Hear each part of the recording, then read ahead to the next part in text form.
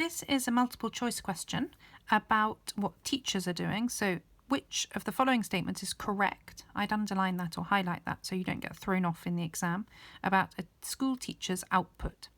Remember, output is what the school teacher is producing, and output can be either goods, people can produce those, firms can produce those, and they can also output services. Remember, goods are things which are tangible, which means that you can touch them. So, for example, a table. Services are intangible. That means you can't touch them.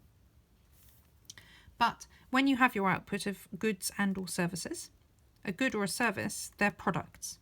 So a product is just an overall term, and then you can split them down into goods or services. Goods you can touch, services you can't touch. So services, it might be something like a haircut or advising somebody on the mortgage that they're going to take out. You can't touch those things. So we want to know what's correct about a school teacher's output. We're also going to look here in the question, you'll see at the different sectors in an economy. So before we go through the answers, I'll just talk about these. Remember, you have three sectors within any economy. You've got the primary sector, the secondary sector, the tertiary sector. The primary sector, primary meaning first, like primary school or primary colours. And this is where you are dealing with raw materials. You are using them directly. So you're taking things out of the ground, you're growing things, you're using wind power, something like that. But these are natural resources being used in this industry. You're extracting them or using them. And this would be things like oil, wheat, wind power. Any of those things being extracted or grown, those would be examples in the primary sector. The secondary sector, this is where you manufacture things. You take things from the primary sector and you use them to make other things. So, for example, you might be making tables. If you make tables, you are taking wood from the primary sector and you're making it into something else. So you're manufacturing something else.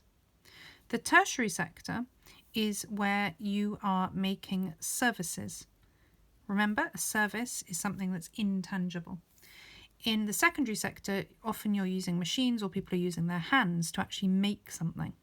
Whereas in the tertiary sector, you are more using your brain. And you're making something which can't be touched when it's made. So an example of this would be teaching. It would also be giving a haircut to somebody. It would also be advising on insurance, for example, which is a good insurance policy to get. All of those things would come under the tertiary sector.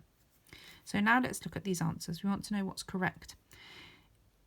A school teacher's output. It is equal to 0 because no goods are produced. That's wrong. Because teachers, they're not producing goods, they're producing services. But we know that if you produce a service, you are producing output. So this is wrong.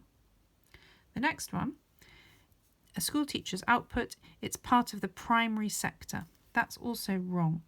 School teachers aren't extracting something from the ground, they're not growing something, they're not using something natural and sort of selling that. That's wrong. C, it's part of the secondary sector. Again, no. In the secondary sector, we're making goods. And goods are not being made by a teacher. We've established teachers are producing a service. So this is wrong.